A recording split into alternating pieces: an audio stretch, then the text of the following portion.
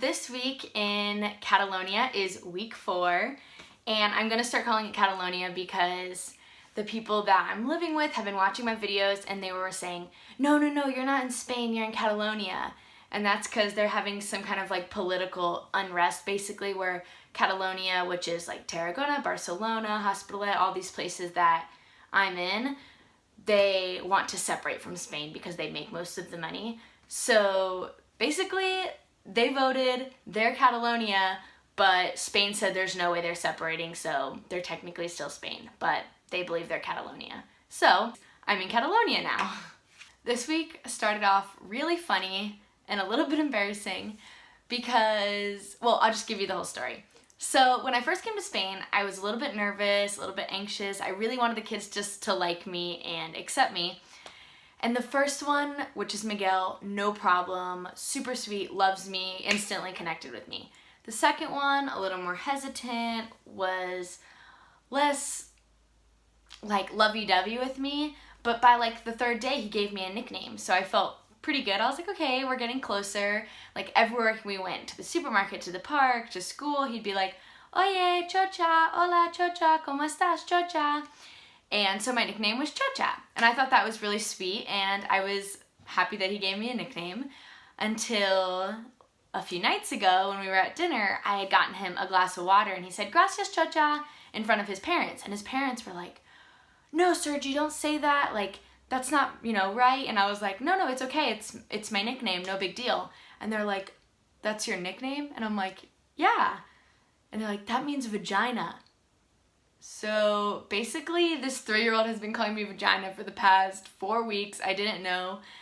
In the park, in the school, at the beach, everywhere, the market, like, I don't know how many people have heard him call me this. So I've been duped by a 3-year-old, basically the moral of the story. So now he just calls me Bella, but yeah, that's how the week started.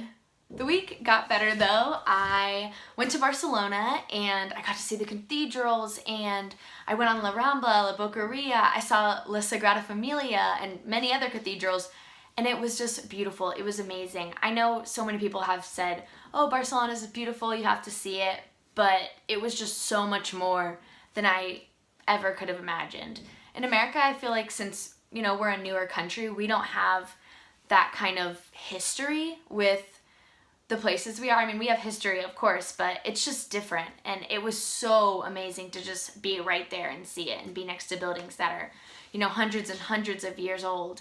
It was so cool and amazing. And there were so many different people. I heard Americans, I heard English people, there was Asian people. It was just so many different cultures in one place, and it was so amazing, really. I was out of words when I went.